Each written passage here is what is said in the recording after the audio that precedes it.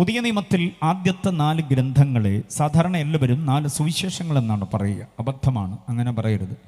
4 സുവിശേഷങ്ങളില്ല, ഒറ്റ സുവിശേഷമേ ഉള്ളൂ. അത് ക്രിസ്തുവെന്നതാണ്. ക്രിസ്തുവിൻ്റെ ആളത്വം മഹത്വം വിവരിക്കുന്ന ചരിത്ര വൃത്താന്തം, അതാണ് സുവിശേഷം എന്ന് പറയുന്നത്. ഒറ്റവാക്കിൽ സുവിശേഷം ക്രിസ്തു എന്നൊരു സമവാക്യം തന്നെയുണ്ട്.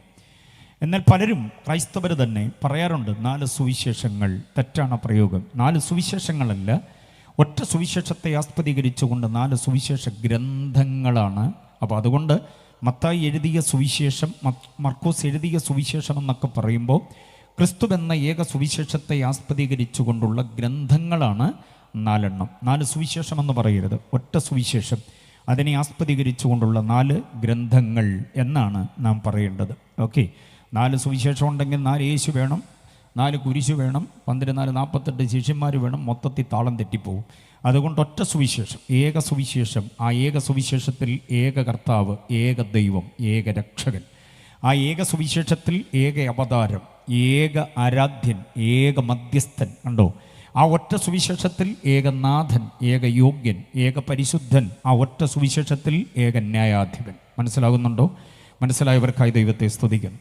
അപ്പോൾ ഈ സുവിശേഷ ഗ്രന്ഥങ്ങൾ 4 എണ്ണമാണ്. ഈ 4 ഗ്രന്ഥങ്ങളിലെ ക്രിസ്തുവിൻ്റെ ഔന്നത്യങ്ങൾ 4 കാര്യങ്ങൾ അവതരിപ്പിക്കുന്നു ഈ 4 ഗ്രന്ഥങ്ങളിലായിട്ട്. ആ 4 കാര്യം ഒന്ന് ഓർമ്മപ്പെടുത്താം. മത്തായി, മർക്കോസ്, ലൂക്കോസ്, യോഹന്നാൻ യഥാക്രമം ഈ 4 ഗ്രന്ഥങ്ങളിലായി ക്രിസ്തുവിൻ്റെ ആളത്വ മഹത്വം, ക്രിസ്തുവിൻ്റെ ഉത്തുംഗ പ്രതാപം, ക്രിസ്തുവിൻ്റെ ഔന്നത്യം, ക്രിസ്തുവിൻ്റെ വ്യക്തിത്വ പ്രതാപ മഹത്വം വിശദീകരിക്കുന്നത് 4 കാര്യങ്ങളായിട്ടാണ്. ഓക്കെ, ആ 4 കാര്യങ്ങൾ നമ്മൾ അറിയണം. അറിഞ്ഞ മാത്രം പോരാ, അറിവിൻ്റെ തലത്തിൽ മാത്രം ഒതുങ്ങിയാൽ പോരാ. ആ 4 കാര്യങ്ങൾ നമ്മുടെ ജീവിതവുമായിട്ട് സമരസപ്പെടണം. നമ്മുടെ ജീവിതത്തിൽ ആന്തരികമായ അനുഭവമായി അത് മാറണം. അതുകൊണ്ട് 4 കാര്യങ്ങളെ അക്കമിട്ട് പറയാം, ശ്രദ്ധിക്കണം. യേശുവിൻ്റെ 4 അതിശ്രേഷ്ഠമായ ഔന്നത്യങ്ങൾ ഈ 4 ഗ്രന്ഥങ്ങളിലുണ്ട്. ഒന്ന് മത്തായി. കുഞ്ഞുങ്ങളൊക്കെ ശ്രദ്ധിച്ചോണം. ഒത്തിരി യൂത്ത്സ് ഉണ്ട്. എനിക്ക് വളരെ സന്തോഷമാണ് കുഞ്ഞുങ്ങളോട് സുവിശേഷം അറിയിക്കുക. വരും തലമുറ ഈ വസ്തുത അറിയണം. ചർച്ച് ഓഫ് ഗോഡ് മാത്രമല്ല, എല്ലാ പെന്തക്കോസ്ത് പ്രസ്ഥാനങ്ങളുടെയും മുഖ്യധാര പ്രവർത്തകരായി സുവിശേഷത്തിൻ്റെ വിതരണത്തിനു വേണ്ടി സഭകളുടെ സ്ഥാപനം, ശ്രദ്ധിക്കണം പദപ്രയോഗങ്ങൾ, സഭയുടെ സ്ഥാപനം, സഭയുടെ വ്യാപനം, അതിനുവേണ്ടി 2 കാര്യങ്ങളാണ്. സ്ഥാപിച്ചാൽ മാത്രം പോരാ, അത് വ്യാപിക്കണം. അതിനൊക്കെ നമ്മുടെ തലമുറകൾ സജ്ജമാകണം. അതുകൊണ്ട് അവർ ആഴത്തിൽ കേൾക്കണം. ശ്രദ്ധിച്ച്, മത്തായി സുവിശേഷ ഗ്രന്ഥത്തിൽ യേശു രാജാവാണ്. യേശു രാജാവാണ്, ദ കിങ്. അത് യഹൂദന്മാരുടെ മാത്രം രാജാവല്ല, ലോകത്തിൻ്റെ മുഴുവൻ രാജാവാണ്. ഒത്തിരി രാജപ്രമുഖന്മാരെ നമ്മൾ കണ്ടിട്ടുണ്ട്. ആ രാജാക്കന്മാരിൽ നിന്നൊക്കെ വ്യത്യസ്തമായ അതിശ്രേഷ്ഠതയുള്ള രാജാവ്, അതാണ് മത്തായി അവതരിപ്പിക്കുന്ന ക്രിസ്തുവിൻ്റെ ഭാവം. യേശു രാജാവാണ് എന്നുള്ളതാണ്. ഇനി വിശ്വാസികളും ആ രാജത്വവുമായിട്ട് എങ്ങനെയാണ് പൊരുത്തപ്പെടുക? ശ്രദ്ധിച്ചോണം. യേശു രാജാവാണ് എങ്കിൽ ആ യേശുവിനെ ഹൃദയത്തിൽ ഏറ്റുകൊണ്ടിട്ടുള്ള നാം എല്ലാവരും, ക്രിസ്തുവിൻ്റെ രക്തത്താൽ കഴുകപ്പെട്ട പാപവിമോചിതരായ നാം എല്ലാവരും രാജകീയ പ്രൗഢിയിൽ ജീവിക്കണം. എത്ര പേർക്ക് സ്വതന്ത്രം പറയാൻ പറ്റും? ചതഞ്ഞ് ഒടിഞ്ഞ് വളഞ്ഞ് എന്നെ കൊണ്ട് പറ്റത്തില്ലേ എന്നൊക്കെ പറഞ്ഞ് പരാധീനതയുടെ സാക്ഷ്യം പറയാനും കണ്ണുനീരെന്നു മാറുമോ, ഈ പാട്ട് മാത്രമേ അറിയത്തുള്ളൂ സാക്ഷ്യത്തിന് എഴുതേക്കുമ്പോൾ. ഈ പരാധീനത പാട്ട് സൂപ്പർ, എനിക്കിഷ്ടമാണ്. പക്ഷേ സാക്ഷ്യത്തിന് ഇത് മാത്രമേ പാടൂ എന്നുള്ള നിർബന്ധം. വേറെ ചിലർ പാടും ഞെരുക്കത്തിനപ്പം ഞാൻ, ഇതും പാടിക്കൊണ്ട് എഴുന്നേറ്റ് നിന്ന് ഏതാണ്ടൊക്കെ പരാധീനത പറയുക. ഇതൊന്നും രാജകീയ പ്രൗഢിക്ക് ചേർന്നതല്ല. എത്ര പേർക്ക് സമ്മതിക്കാൻ കഴിയുന്നുണ്ട് ആ കാര്യം? ഒട്ടനവധി സമരമുഖങ്ങളുണ്ട്, പക്ഷെ രാജകീയ പ്രൗഢി വിട്ടുകളയരുത്. ഒന്നിനും പണയപ്പെട്ടു പോകാത്ത, നൈമിഷിക സുഖങ്ങൾക്ക് വേണ്ടി ജഡത്തിൽ ഉയർന്നു വരുന്ന വികാര വിക്ഷോഭങ്ങളുടെ മുമ്പിൽ അടിപതറാത്ത ഒരാത്മീകതയുടെ പ്രൗഢി, അതാണ് രാജകീയ പ്രൗഢി. ഒരു കസേര കിട്ടും, ഒരു സ്ഥാനമാനം കിട്ടും, എന്നെ മുഖ്യധാരയിൽ കൊണ്ടുവരും, 10 പേരെന്നെ പ്രശംസിക്കും. അങ്ങനെയുള്ള ഏതെങ്കിലുമൊക്കെ ഒരു കാര്യം ഒത്തു കിട്ടിയാൽ ആത്മീയത പോലും പണയപ്പെടുത്തി വല്ലാത്ത തിന്മയിലേക്ക് മാറുന്ന നിരവധി ആളുകളുണ്ട്. അത് രാജകീയ പ്രൗഢിയല്ല. ലഭിക്കപ്പെട്ടതായിരിക്കുന്ന ആത്മീയ ആലോചനകൾക്കനുസാരമായി സുവിശേഷാത്മകമായി കണ്ടോ ജീവിക്കാൻ കഴിയുന്ന ആ ഒരു പ്രൗഢി ഉണ്ടല്ലോ. തിന്മയുടെ മുമ്പിൽ നോ എന്ന് പറയാൻ കഴിയുന്ന, പാപത്തിൻ്റെ നീളം കരങ്ങളെ തട്ടിമാറ്റിക്കൊണ്ട് വിശുദ്ധിയും വേർപാടും നഷ്ടപ്പെടാതെ നമ്മുടെ ശരീരം ദൈവത്തിൻ്റെ മന്ദിരമാണെന്ന വീണ്ടും വിചാരത്തോടെ കമ്പി, കട്ട, കല്ല്, സിമെന്റ്, പെയിന്റ്, തടി എന്നിവ കൊണ്ട് ഉയർത്തപ്പെട്ടിട്ടുള്ള പള്ളികൾ, കുരിശേന്തികൾ, താരകളുള്ള പള്ളിയേക്കാൾ, താഴികക്കുടങ്ങളുള്ള മോസ്കിനേക്കാൾ, പാർശ്വഭംഗി ശില്പചാതുര്യത കൊണ്ട് ഭംഗി വരുത്തിയിട്ടുള്ള ക്ഷേത്രങ്ങളെക്കാളെല്ലാം സാക്ഷാൽ ജഗതീശ്വരൻ, പരബ്രഹ്മം, പരമാധികാരിയായ ദൈവം, സർവശക്തനും സർവജ്ഞാനിയും സർവവ്യാപിയും സർവാധികാരിയുമായ ദൈവം പാർക്കാൻ ആഗ്രഹിക്കുന്നത് നമ്മുടെ ശരീരമെന്ന പള്ളിയിലാണ്. എത്ര പേർ ആഗ്രഹിക്കുന്നുണ്ട്? Know not that you are the temple of God. നിങ്ങൾ അറിയുന്നില്ലയോ, നിങ്ങൾ ദൈവത്തിൻ്റെ മന്ദിരമാണ്. അപ്പോൾ ദൈവത്തിൻ്റെ മന്ദിരമായി എൻ്റെ ശരീരത്തെ ഞാൻ കള്ളിനും കഞ്ചാവിനും പുകവലിക്കും കുശുമ്പിനും കുന്നായ്മയ്ക്കും ഈർഷ്യയ്ക്കും പകയ്ക്കും പിണക്കത്തിനുമൊന്നും വിട്ടുകൊടുക്കത്തില്ല. എൻ്റെ ശരീരത്തിൽ ഈശ്വരൻ വസിക്കണം, അധിവസിക്കണം. അതിന് യോഗ്യമായി എനിക്ക് എന്നെ കാത്തേ പറ്റൂ എന്നുള്ളതാണ് രാജകീയ പ്രൗഢിയുടെ ജീവിതം എന്ന് പറയുന്നത്. Price the Lord. അപ്പോൾ ക്രിസ്തു രാജാവാണ് എന്നതുകൊണ്ട് നാം ആ രാജത്വ പ്രൗഢിയിലേക്ക് വരണം. വിശ്വാസികൾ കേൾക്കാൻ വേണ്ടി ഒരു ചിന്ത കൂടെ പറയും. രാജത്വ പ്രൗഢിയിൽ ജീവിക്കുന്ന വ്യക്തികളുടെ വായിൽ ഇനി ഞാൻ പറയുന്ന ഈ 3 പദങ്ങൾ ഉണ്ടാകത്തില്ല. ഇന്ന് മുതലത് ശ്രദ്ധിച്ചോണം, കുഞ്ഞുങ്ങളടക്കം. രാജകീയ പ്രൗഢിയിൽ ജീവിക്കാൻ ആഗ്രഹിക്കുന്നുണ്ടെങ്കിൽ ഈ പറയുന്ന 3 പദങ്ങൾ വായിൽ നിന്ന് വേരോടെ പിഴുതെടുത്ത് ചുരുട്ടിക്കളയണം. ഏതാ 3 പദങ്ങൾ? 1, വയ്യ വയ്യ വയ്യ. അച്ഛാ നിങ്ങൾ പറയുന്നതല്ലേ, എനിക്ക് വയ്യ. ഒരു ദിവസം എത്ര പ്രാവശ്യം പറയുക ആൻറ്റി വയ്യ വയ്യ വയ്യെന്ന്? കണ്ടോ, പറയുമെന്ന് ഉറപ്പാ. കേട്ട് കേട്ട് മടുത്തതിൻ്റെ ആ സ്തോത്രമാണ് കയറി വന്ന. കണ്ടോ, വയ്യ വയ്യ വയ്യ വയ്യെന്ന് കേട്ട് കേട്ട് പരിശുദ്ധാത്മാവെ ശക്തി വരുന്ന പാട്ടുപാടി 2ാമത്തെ വരിയിൽ പിടിച്ചാൽ കിട്ടത്തില്ല. 4 പേര് പുറകെ നിൽക്കണം, വോളണ്ടിയേഴ്സ്. അതുപോലെ ആരാധിക്കും. പക്ഷേ ആരാധന കഴിഞ്ഞ് വീട്ടിൽ ചെല്ലുമ്പോൾ വയ്യ വയ്യ വയ്യ. ഒരു കട്ടൻ കാപ്പി കിട്ടിയാൽ കൊള്ളാമായിരുന്നു. മനുഷ്യനെ കട്ടൻ കാപ്പി എന്നൊക്കെ പറഞ്ഞു ചുമ്മാതെ എനിക്കൊക്കെ വയ്യ പോ എന്ന് പറയുന്ന ഒരു പ്രകൃതമില്ലേ, വയ്യാഴിക. അപ്പോൾ വയ്യ വയ്യ എന്ന പദം മാറണം. വയ്യുന്നു കാരണം രാജകീയ പ്രൗഢിയില്ല, രാജാവ രാജ്ഞിയ ആ തൻ്റെ ഇടത്തോടെ നിൽക്കണം. അടുത്തൊരു പദം എന്താണെന്നറിയാമോ? വയ്യ വയ്യ വയ്യ എന്ന് പറയുന്നത് പോലെ തന്നെ നാവിൽ വരുന്ന വേറൊരു പദമാണ് അയ്യോ അയ്യോ അയ്യോ അയ്യോ. പ്രാർത്ഥിച്ചുകൊണ്ടിരിക്കുമ്പോഴും അയ്യോ എന്ന് പറയുന്ന പുള്ളികളുണ്ട്. അയ്യോ അയ്യോ അയ്യോ, വയ്യ വയ്യ വയ്യ. 2 പദങ്ങൾ. എന്നെ അരാജകത്വം വന്നറിയാം. രാജകീയ പ്രൗഢിയെ മൊത്തത്തിൽ ചലഞ്ച് ചെയ്യുന്ന ഒരു വല്ലാത്ത 2 പദങ്ങളാണ്. അത് 2 അങ്ങ് മാറണം. 3ാമത്തെ വേറൊരു പദമുണ്ട്. അതാണ് പ്രശ്നം. ഇല്ല. സുഖമുണ്ടോ? ഇല്ല. വല്ലതും കഴിച്ചോ? ഇല്ല. ആശുപത്രി പോയായിരുന്നോ? ഇല്ല. കാശുണ്ടോ? ഇല്ല. മക്കളാരെങ്കിലും വിളിച്ചായിരുന്നോ? ഇല്ല. സൈമൺ പാസ്റ്റർ ഇതുവഴി വന്നായിരുന്നോ? ഇല്ലെന്നേ. പുള്ളിയുടെ യോഗം നടക്കുക, വരുന്നോ? ഇല്ല. എന്തോ ചോദിച്ചാൽ ഇല്ലെന്നേ പറയുള്ളൂ. മനസ്സിലായില്ല? അപ്പം വയ്യ വയ്യ വയ്യ വയ്യ, അയ്യോ അയ്യോ അയ്യോ, ഇല്ല ഇല്ല ഇല്ല. ഈ 3 പദങ്ങളെ ഇന്ന് രാത്രി നമ്മൾ 8ആയിട്ട് മടക്കി വേസ്റ്റ് ബിന്നിലേക്ക് തട്ടുന്നു. എത്ര പേർക്ക് ആമേൻ പറയാൻ പറ്റും? ഇതില്ലാത്തതാണ് രാജകീയ പ്രൗഢി എന്ന് പറയുന്നത്. ഒന്നിൻ്റെയും മുമ്പിൽ കുച്ചുവിലങ്ങടപ്പെട്ട് നിൽക്കരുത്. യാതൊന്നിൻ്റെയും മുമ്പിൽ തൻ്റെ അടുത്തോടെ അഭിമാനത്തോടെ തല ഉയർത്തി നിൽക്കണം. ദുഷ്ടപിശാച് എത്ര കൊടിയ മന്ത്രവാദി ആവാഹിച്ച് വിട്ടതാണെങ്കിലും നമുക്കത് വെളിപ്പാടായിട്ട് വരുമ്പോൾ തൻ്റെ അടുത്തോടെ പറയണം, യേശുവിൻ്റെ നാമത്തിൽ അടങ്ങവിടെ, എടുക്കുന്നതിൻ്റെ തന്ത്രം ഇറങ്ങ പുറത്ത്. എൻ്റെ ശരീരത്തിൽ നിനക്ക് അവകാശമില്ല, എൻ്റെ തലമുറയുടെ മേൽ നിനക്ക് അവകാശമില്ല, എൻ്റെ മണ്ണിൻ്റെ മേൽ, എൻ്റെ ദേശത്തിൻ്റെ മേൽ, എൻ്റെ സഭയുടെ മേൽ നിനക്ക് അവകാശമില്ല. എടുക്കുന്നതിൻ്റെ തന്ത്രം. ഇതാ രാജാവിൻ്റെ പരമാധികാരം. മുമ്പോട്ട് പോകാം. മത്തായി ഗ്രന്ഥത്തിൽ യേശു രാജാവാണ്. ആ രാജാവിനെ ഉൾക്കൊണ്ടിരിക്കുന്ന നമുക്ക് രാജകീയ പ്രൗഢിയുണ്ട്, മറന്നു പോകരുത്. സ്തോത്രം. 2, മർക്കോസ് ഗ്രന്ഥമാണ്. മർക്കോസ് എഴുതിയ അനുഗ്രഹിക്കുന്ന ഗ്രന്ഥം, സുവിശേഷത്തെ ആസ്പദമാക്കിയുള്ള മർക്കോസിൻ്റെ വിശ്രുത ഗ്രന്ഥം. അതിനകത്ത് ക്രിസ്തു ആരാന്നറിയാമോ? ശ്രദ്ധിച്ച് കേട്ടോണം, എഴുതിക്കോണം. വിനീത വിധേയനായ ദാസൻ. വിനീത വിധേയൻ എന്ന് പറഞ്ഞാൽ സർവാത്മന സമർപ്പണമുള്ളവൻ, സവിനയ സമർപ്പണമുള്ളവൻ, എതിരുകളൊന്നും പറയാത്ത, അവകാശ സമരങ്ങളില്ലാത്ത. ശ്രദ്ധിച്ചോണം പദങ്ങൾ. ധാർഷ്ട്യം, ധിക്കാരം, താൻപൂരിമ, ആഹന്ത, അഹങ്കാരം, ഇതൊന്നുമില്ല. വിമർശനം, വിരോധം, വിദ്വേഷം, വൈഭാഗികതയൊന്നുമില്ല. പകരം എന്താ ഉള്ളത്? വിനയം, എളിമ, താഴ്മ, സൗമ്യത, ശാന്തത, ശാലീനത, നൈർമല്യത, നിഷ്കളങ്കത, സഹനം, ത്യാഗം, വിശുദ്ധി, വിശ്വസ്തത ആദിയായ സദ്ഗുണങ്ങൾ, മൂല്യങ്ങളെ കോർത്തിണക്കിക്കൊണ്ടുള്ള ഒരു ദാസ്യത്വം. ആ ദാസന്റെ വായിൽ നിന്ന് വരുന്ന ഒരേ ഒരു വാചകം, അടിയനിത, അടിയനിത. ദൈവമായ കർത്താവ് എന്തേൽപ്പിച്ചാലും എപ്പോൾ വിളിച്ചാലും അടിയനിത എന്ന് പറയുന്ന ആ ഒരു പ്രകൃതം. അടിയനിത എന്ന വാചകത്തിൻ്റെ അർത്ഥം ബൈബിൾ വിദ്യാർത്ഥികൾ മനസ്സിലാക്കണം. എപ്പോഴെങ്കിലും താങ്കൾ ഒരിക്കലെങ്കിലും അടിയനിത എന്ന് പറഞ്ഞാൽ അതിനകത്ത് 1, 2, 3, 4 അർത്ഥമുണ്ട്. 1, അരുളി ചെയ്താലും അടിയൻ കേൾക്കാം. 2, തന്നാലും ഞാൻ വഹിക്കാം. 3, അയച്ചാലും ഞാൻ പോകാം. മനസ്സിലായോ? അത് കുന്നോ മലയോ കുഴിയോ താഴ്വരയോ പുഴയോ അഗാധ ഗർത്തമോ എവിടെയായാലും അങ്ങ് വലിയ വലിയ ഗിരിശൃംഗങ്ങളോ കുഴപ്പമില്ല, ഞാൻ പോകാം, അങ്ങയുടെ ദൗത്യമല്ലേ, ഞാൻ പൊക്കോളാം അങ്ങോട്ട്. മനസ്സിലായോ? പട്ടണത്തിലേക്കോ ഗ്രാമത്തിലേക്കോ വ്യത്യാസമില്ല, അവിടുന്ന് അയക്കുന്നല്ലേ, ഞാൻ പോകാം. ഇങ്ങ് തന്നേരുന്നേ, ഞാൻ വഹിച്ചോളാം. അതാണ് ദാസന്റെ വിനീത വിധേയത്വം. ഇങ്ങ് തന്നേരെ മോനെ, തരാൻ പോകുന്ന കുരിശ സാരമില്ല, അവിടുന്ന് തരുന്നതല്ലേ, ഞാൻ ഏറ്റോളാം. മകളെ, തരാൻ പോകുന്ന കിരീടമാ, ഓ തന്നേരെ, അവിടുത്തെ കരുണയല്ലേ, തന്നേരെ. കിരീടമാണെങ്കിലും കുരിശാണെങ്കിലും ഏറ്റുകൊള്ളാൻ മനസ്സുള്ളവനാ യഥാർത്ഥ ദാസൻ, യഥാർത്ഥ ദാസി. എത്ര പേർ ആഗ്രഹിക്കുന്നുണ്ട് ആ ഒരു പ്രകൃതം? ക്രിസ്തുവിൻ്റെ രണ്ടാമത്തെ ഭാവമാണ്. മനസ്സിലായില്ലേ?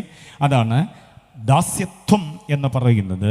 ക്രൂശിലെ മരണത്തോളം അനുസരണമുള്ള ദാസനായി മാറിയ കർത്താവിനെ സേവിക്കുന്നവന് ധാർഷ്ട്യം പാടില്ല, അഹന്ത പാടില്ല, അഹങ്കാരം പാടില്ല.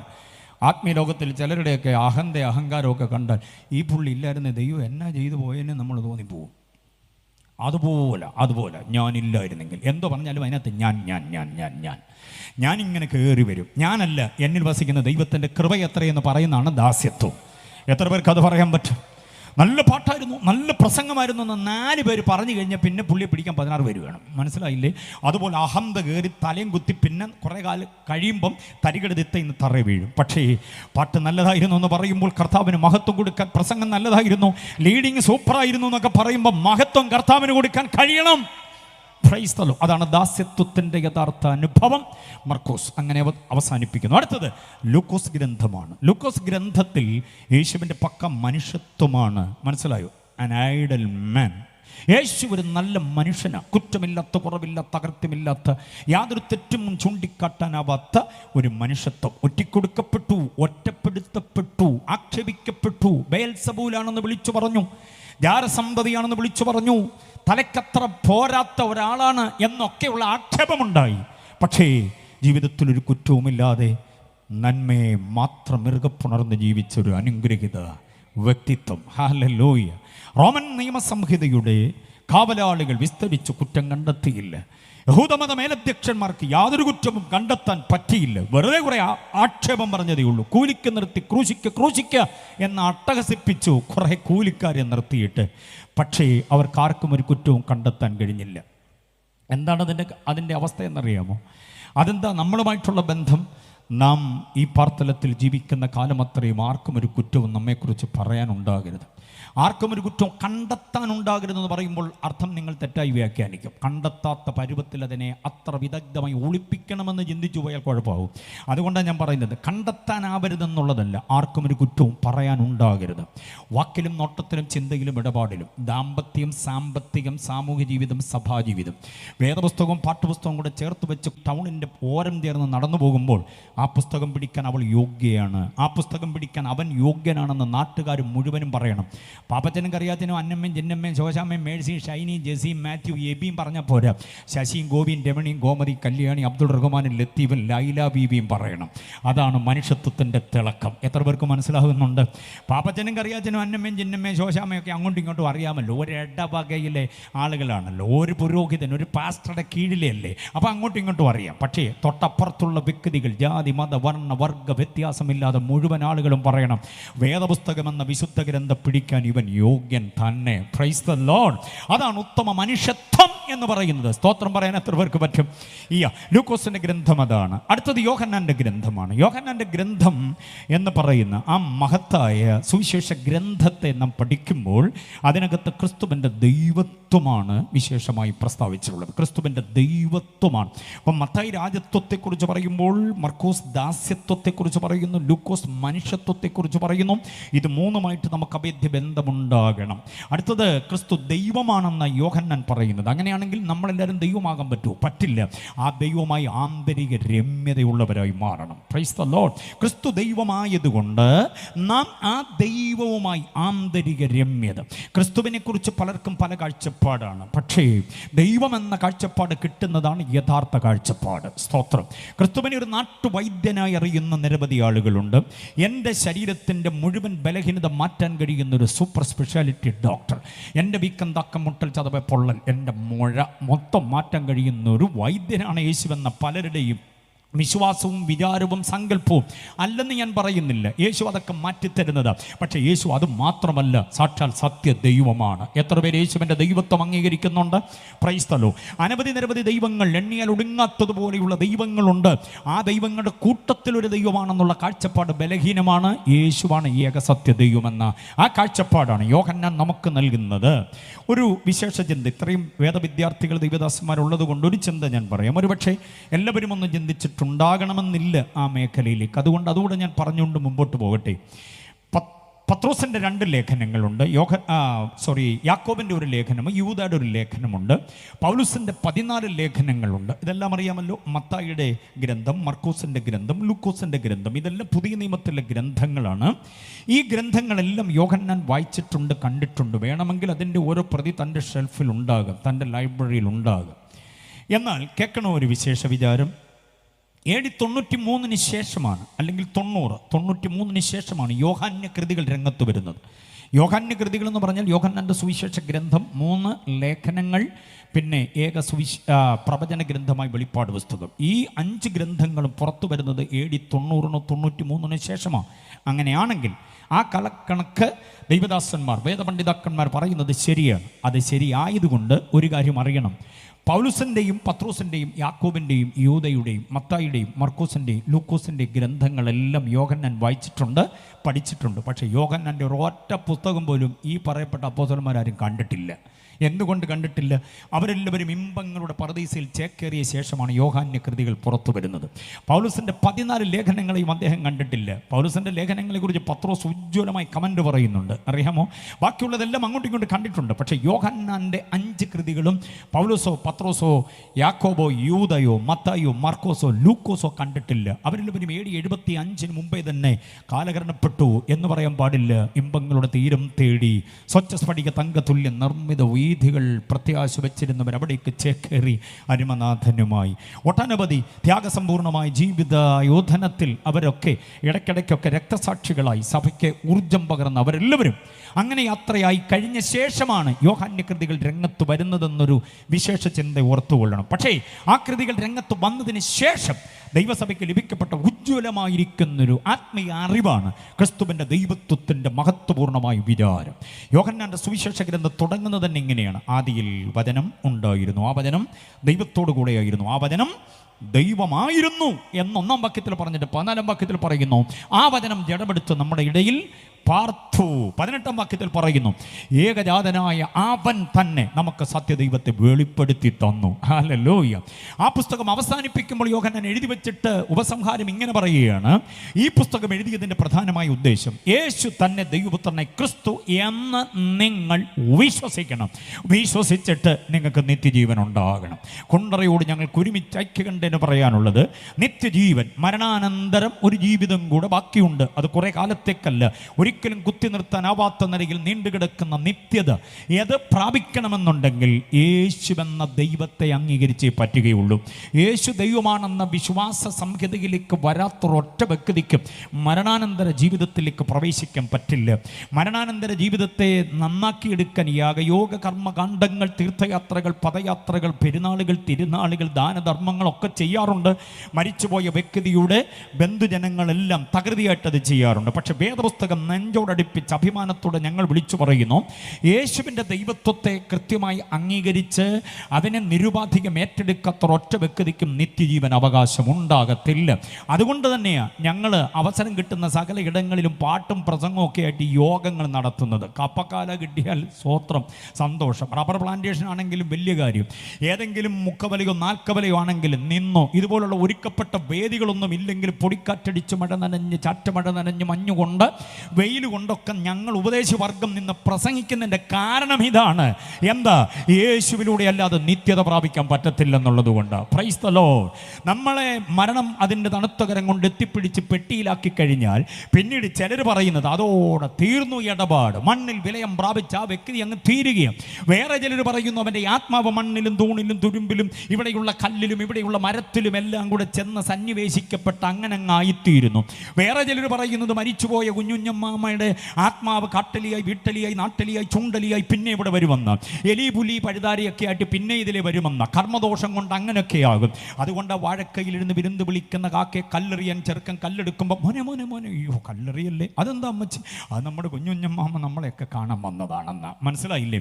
അങ്ങനെ കുഞ്ഞുഞ്ഞമ്മാമയ്ക്ക് വല്ലതും കഴിക്കാൻ വേണ്ടി കൊടുക്കുന്നു. കാക്കച്ചി മിടുക്കിയല്ലേ, അവൾ തിന്നിട്ട് ദേ പോവുകയാണ്, ഖാ ഖാ എന്ന് നന്ദിയും പറഞ്ഞു പോവുക. ഇങ്ങനെയുള്ളതായിരിക്കുന്ന ഈ ബോധക്കേടിൻ്റെ ഇടപാടുകൾ 2024 പിന്തുടരുന്നു എന്നുള്ളത് എത്ര ലജ്ജാകരമാണ്. ഒറ്റ ജന്മമേ ഉള്ളൂ, അത് മനുഷ്യജന്മം, അത് ശ്രേഷ്ഠമാണ്. പട്ടിയോ പഴുതാരിയോ പൂച്ചയോ എലിയോ പുലിയോ എന്തുമായിട്ട് ജനിച്ചാലും ആ ജന്മങ്ങളിൽ നിന്ന് ഉദാത്തമായൊരു ജന്മം മനുഷ്യജന്മമാണ്. ഉദാത്ത ജന്മം എന്ന് പറയാൻ കാരണം വീണ്ടു വിചാരത്തിൻ്റെ ജന്മം മനുഷ്യജന്മമാണ്. ആണോ അല്ലയോ? സമ്മതിക്കുന്നുണ്ടോ? വീണ്ടു വിചാരം എന്താ വെച്ചാൽ, വീണ്ടു വിചാരം എന്ന് പറയുന്നത് ഇതെൻ്റെ ഭാര്യയാണ്, ഇതെൻ്റെ ഭാര്യയുടെ അമ്മയാണ്, അതെൻ്റെ ഭാര്യയുടെ അനിത്യയാണ്, ഇതെൻ്റെ പെങ്ങളാണ്, ഇതെൻ്റെ ഇളയ പെങ്ങളെ, ഇതെൻ്റെ മൂത്ത ഓപ്പോളാണ്, ഇത് എൻ്റെ അമ്മയാണ്, ഇതെൻ്റെ അമ്മയുടെ അനിയത്തിയാ. ഈ വീണ്ടു വിചാരം മുട്ടനാടിനുണ്ടോ? പൂവൻകോഴിക്കുണ്ടോ? മനുഷ്യന് മാത്രമേ ഉള്ളൂ വീണ്ടു വിചാരം. ഇതെൻ്റെ അപ്പനാ, ഇതെൻ്റെ അപ്പൻ്റെ അനിയനാ, ഇതെൻ്റെ കൊച്ചപ്പന, മച്ചാന, മച്ചമ്പിയ, മൈനിയ. ഈ വിചാരം നമുക്ക് മാത്രമേ ഉള്ളന്നേ. ആടിനും കോഴിക്കും താറാവിനും പോത്തിനും ഒന്നുമില്ല. അതുകൊണ്ടാണ് ഞങ്ങൾ കുണ്ടറയോട് ചോദിക്കുന്നത്, മനുഷ്യനായി ജനിച്ചിട്ട് മോക്ഷവും മുക്തിയും സായുജ്യവും ശാന്തിയും പ്രാപിക്കാതെ ഒരുവൻ മരിച്ചാൽ പിന്നെ അവൻ ആടും കോഴിയും പഴുതാരിയുമായിട്ട് ജനിച്ചാൽ എങ്ങനെ മോക്ഷം പ്രാപിക്കുക? ഇതിനേക്കാൾ ഉന്നതമായ ജന്മമാണോ അത്? അല്ല. ഉദാത്തമായ ജന്മം മനുഷ്യ ജന്മമാണ്. കാരണം എന്താണെന്നറിയാമോ? ദൈവം അത്യുന്നതനായ ദൈവത്തിൻ്റെ സ്വരൂപത്തിലും സാദൃശ്യത്തിലുമാണ് നമ്മെ നിർമ്മിച്ചത്. എത്ര പേര് സമ്മതിക്കുന്നുണ്ട്? ഉണ്ടാകട്ടെ എന്ന് പറഞ്ഞപ്പോഴാണ് ആടും കോഴിയും പഴുതാരിയും ആ സിംഹവും പുലിയും കടുവയെല്ലാം ഉണ്ടായത്. പ്രാണികൾ, കാട്ടുമൃഗങ്ങൾ, നാട്ടുമൃഗങ്ങൾ, പറവകൾ, പ്രാണികളെല്ലാം ഉണ്ടായത് ഉണ്ടാകട്ടെ എന്ന ശബ്ദത്തിലാണ്. പക്ഷേ ദൈവം നിലത്തെ പൊടി കൊണ്ട് തൻ്റെ സ്വരൂപത്തിലും സാദൃശ്യത്തിലും സൃഷ്ടിച്ചതാണ് നമ്മളെ. എത്ര പേര് സമ്മതിക്കുന്നുണ്ട്? കുരങ്ങിൻ്റെ വാല് മുറിഞ്ഞ് രോമം കൊഴിഞ്ഞ് നാട്ടിലിറങ്ങിയപ്പോൾ ചുരിദാർ സൽവാർ ഇട്ടപ്പോൾ മനുഷ്യനായതല്ല. മുണ്ട് ഉടുപ്പും ജുബായി ഉടുത്തപ്പോൾ കുരങ്ങ് മനുഷ്യനായതല്ല. അങ്ങനെ പഠിപ്പിക്കുന്നു, പഠിക്കേണ്ടി വരുന്നു. അതൊക്കെ എഴുതി വെച്ചപ്പോഴാണല്ലോ നമ്മൾ 10ാം ക്ലാസ് കയറിപ്പോയതല്ലേ. ഡാർവിൻ്റെ തിയറി എഴുതി വെച്ചാൽ നമ്മൾ 10ാം ക്ലാസ് കയറിയത്. പക്ഷേ അപ്പോഴും ദൈവമക്കളുടെ ഉൾത്തടത്തിൽ ഒരു സംഗതിയുണ്ട്. ദ സോങ്സ് ഓഫ് ക്രിയേഷൻ, ഉൽപ്പത്തി 1-2 അധ്യായങ്ങൾ പറഞ്ഞിരിക്കുന്നത് അകതാരിൽ ഉള്ളത് കൊണ്ട് നമ്മൾ ആ വേഷം എഴുതി വെച്ചെന്നുള്ളതേ ഉള്ളൂ. ഇന്നും അത് വിശ്വസിക്കുന്ന നിരവധി ആളുകളുണ്ട്. ചിലപ്പോൾ ഇടപാടും ചില സ്വഭാവ ദൂഷ്യമൊക്കെ കണ്ട ഡാർവിൻ്റെ തിയറി ശരിയാണെന്ന് തോന്നിപ്പോകും. അത് അങ്ങനെ പോട്ടെ, പ്രൈസ് ദി ലോർഡ്. പക്ഷേ ഏറ്റവും ശക്തമായ ജന്മം ദൈവം നമ്മെ സൃഷ്ടിച്ചു എന്നുള്ളത് തന്നെ. കാഴ്ചമക്കളാവ് കാണാൻ പോകുമ്പോൾ കടുവയ്ക്ക് 2 കിലോ ഇറച്ചിയും കൊണ്ടുപോയ കുണ്ടറയിൽ ആരുണ്ട്? ആരുമില്ല. മാനിന് 1 കെട്ട് പുല്ലുമായിട്ട് പോയ മോനെ ഇല്ല. കടുവയുണ്ട് അവിടെ, മറ്റ് മാംസം തിന്നുന്നതുണ്ട്, ധാന്യമണികൾ തിന്നുന്നതുകൊണ്ട് ഒത്തിരി ജീവികളവിടെ ഉണ്ട്. അതിനൊന്നും കാണാൻ പോകുമ്പോൾ അതിൻ്റെ ആഹാരം നമ്മൾ കൊണ്ടുപോകാറില്ല. പക്ഷേ കുരങ്ങൻ ഒരു പൊതി കപ്പലിൻ്റെയും കൊണ്ട് പോകാറുണ്ട് നമ്മൾ, ഇല്ലേ? പോകാറുണ്ട്. അതിൻ്റെ ചില ചേഷ്ടകൾ കാണാൻ. വല്യപ്പച്ചനോടുള്ള ആദരവ് കൊണ്ടാണോ? അല്ലല്ല. ഡാർവിൻ്റെ തിയറിയെ നമ്മൾ ചുരുട്ടിയെടുത്ത് മാറ്റുന്നു, കീറി മാറ്റുന്നു, ചുരുട്ടിയെടുത്ത് മാറ്റുന്നു. അത്യുന്നതനായ ദൈവം തൻ്റെ സ്വരൂപത്തിലും സാദൃശ്യത്തിലും നിലത്തെ പൊടി കൊണ്ട്, ചില ഉപദേശിമാരൊക്കെ പറയുന്നുണ്ട്, നിലത്തെ പൊടിയെടുത്ത് കർത്താവ് ചവിട്ടി വെള്ളമൊഴിച്ച് കുഴച്ച് പദം വരുത്തി ചപ്പാത്തി ഉണ്ടാക്കുമായിരുന്നു.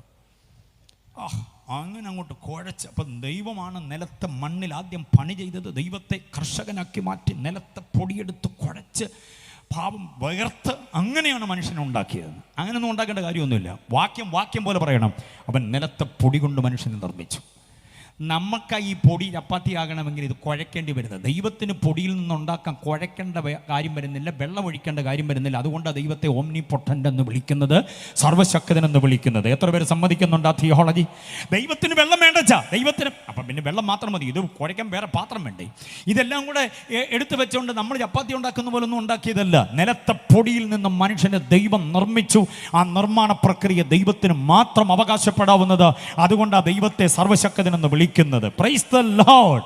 ഓക്കേ, അങ്ങനെ സൃഷ്ടിക്കപ്പെട്ട മനുഷ്യൻ, ആധികാരികതകൾ ഏറെയുള്ള ഒരു മനുഷ്യൻ, സ്തോത്രം, അവൻ യേശുവിൻ്റെ ദൈവത്വത്തെ അറിയാത്തിടത്തോളം കാലം നിത്യജീവനിലേക്ക് വരത്തില്ല. യേശുവിൻ്റെ ദൈവത്വം അവൻ അറിയണം. ആ ദൈവമായിട്ട് ആന്തരിക ബന്ധം പോരാ, ആന്തരിക രമ്യ രമ്യത വേണം. ആന്തരിക ബന്ധം വേറെ, ആന്തരിക രമ്യത വേറെ. രണ്ട് പ്രയോഗങ്ങൾ തമ്മിലുള്ള വ്യത്യാസം അറിയാമോ? ആന്തരിക ബന്ധമുണ്ടോ? പിന്നെ ബന്ധം, അതെൻ്റെ ഭാര്യ, എൻ്റെ ഭർത്താവ് എന്നൊക്കെ പറയാനുള്ള ബന്ധം, ഞങ്ങൾ രണ്ടുപേരുടെയും കൂടെ ദാമ്പത്യ ജീവിതത്തിൽ കുഞ്ഞുങ്ങളായത്, അതൊരു ബന്ധത്തിൻ്റെ തെളിവാണ്. വില്ലേജ് ഓഫീസിലും പഞ്ചായത്ത് ഓഫീസിലും ഒക്കെ ഉണ്ടാകാം നമ്മുടെ ബന്ധങ്ങൾ, ചേട്ടന, അനിയന, ഉപ്പാപ്പന, കൊച്ചപ്പന, ബന്ധങ്ങൾ. പക്ഷേ ബന്ധമുള്ള എല്ലാവരുമായിട്ട് ആന്തരിക രമ്യതയുണ്ടോ? ഉണ്ടാകണമെന്നില്ല. മിണ്ടാട്ടമില്ലായ്മ, ഉരിയാട്ടമില്ലായ്മ എത്ര പേരുമായിട്ടുണ്ട് അല്ലേ? അമ്മയും മോളും തമ്മിൽ സംസാരിക്കുന്നില്ല, അപ്പനും മോനും തമ്മിൽ സംസാരിക്കുന്നില്ല, ചേട്ടനും അനിയനും തമ്മിൽ ഇടർച്ചയ പതർച്ചയ, അമ്മാവിയമ്മയും മരുമോടെയും കാര്യം പറയണ്ടല്ലോ.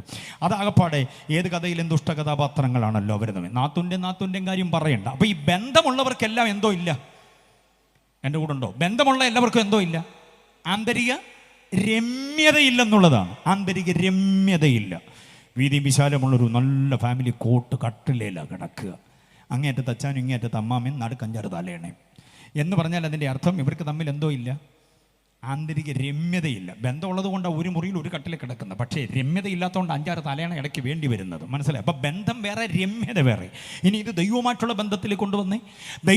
ദൈവത്തെ അറിയാമോ? പിന്നെ അറിയാമോ? എത്ര കൊല്ലം കൊണ്ട് സെൻറ് തോമസ് കേരളത്തിലേക്ക് വന്നപ്പോൾ ഞങ്ങളുടെ വല്യപ്പച്ചനെ കോടയം പിടിച്ച് പുറകെ നിന്നത്. അന്ന് മുതലേ അറിയാം, അറിവുണ്ട്. ബന്ധമുണ്ടോ? ഉണ്ടെന്നേ. പിന്നെ എൻ്റെ സർവശക്തൻ, എൻ്റെ കർത്താവ്, എൻ്റെ ജീവൻ്റെ ഉടമസ്ഥൻ.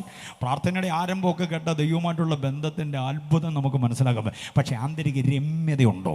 വ്യക്തിപരമായ ദൈവവുമായി രമ്യതയുണ്ടോ എന്നുള്ളതാണ് യോഹന്നാൻ നമ്മോട് പ്രബോധിപ്പിക്കുന്നത്. ക്രിസ്തു എന്ന ദൈവവുമായി ആന്തരിക രമ്യത വേണം. എത്ര പേർക്ക് ബോധ്യമാകുന്നുണ്ട് ഞാൻ പറയുന്നത്?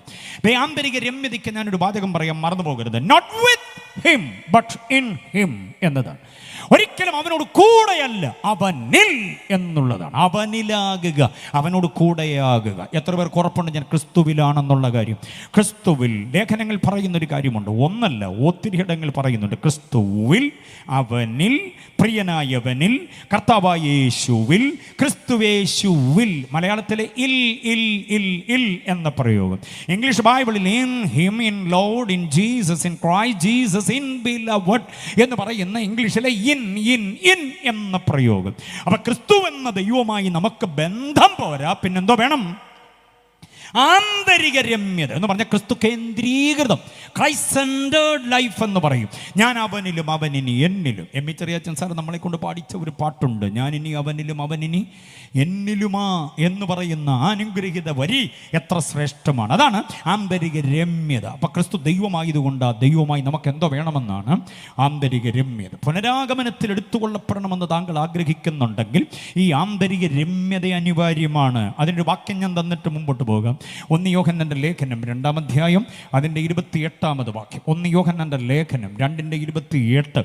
അവിടെ പറയുന്നത് ഇങ്ങനെയാണ്: അവൻ്റെ പ്രത്യക്ഷതയിൽ നാം ലജ്ജിച്ചു പോകാതിരിക്കേണ്ടതിന്, അവൻ്റെ പ്രത്യക്ഷതയിൽ നമുക്ക് ധൈര്യം ഉണ്ടാകേണ്ടതിന്, ബാക്കി പറ, അവനിൽ വസിപ്പീൻ. കണ്ടോ? അവനോട് കൂടെ വസിക്കാനല്ല, പിന്നെ എവിടെ വസിക്കണം? അവനിൽ, ഡൽ ഇൻ ഹിം എന്നതാണ്. അതിന് ഉദാഹരണം ഞാൻ പറയുമ്പോൾ മനസ്സിലാവും. മത്സ്യം വെള്ളത്തിൽ ആയിരിക്കുന്നത് പോലെ. കണ്ടോ? മത്സ്യം വെള്ളത്തിൽ, വളർത്താനുള്ള മത്സ്യം എവിടെ വേണം? വെള്ളത്തിൽ ആയിരിക്കുന്നത് പോലെ. കണ്ടോ? ഒരു ഗർഭസ്ഥ ശിശു അമ്മയുടെ ഗർഭപാത്രത്തിൽ ആയിരിക്കുന്നത് പോലെ. കണ്ടോ? ഒരു സസ്യത്തിൻ്റെ വേര് മണ്ണിൽ ആയിരിക്കുന്നത് പോലെയാണ് ഒരു വിശ്വാസി ക്രിസ്തുവിൽ ആയിരിക്കുന്നത്. ഈ ബന്ധം വേർപെട്ടു പോയാൽ അതപ്പതിക്കുകയാണ് ആത്മീയത. അതുകൊണ്ട് 4 സുവിശേഷ ഗ്രന്ഥങ്ങളിലുമുള്ള ക്രിസ്തുവിൻ്റെ ആ ഉന്നത്യത്തെ നമ്മുടെ ജീവിതവുമായി പകർത്തി അതിനെ സമന്വയിപ്പിച്ച് കൊണ്ടുപോകാൻ കർത്താവ് കൃപ ചെയ്യട്ടെ.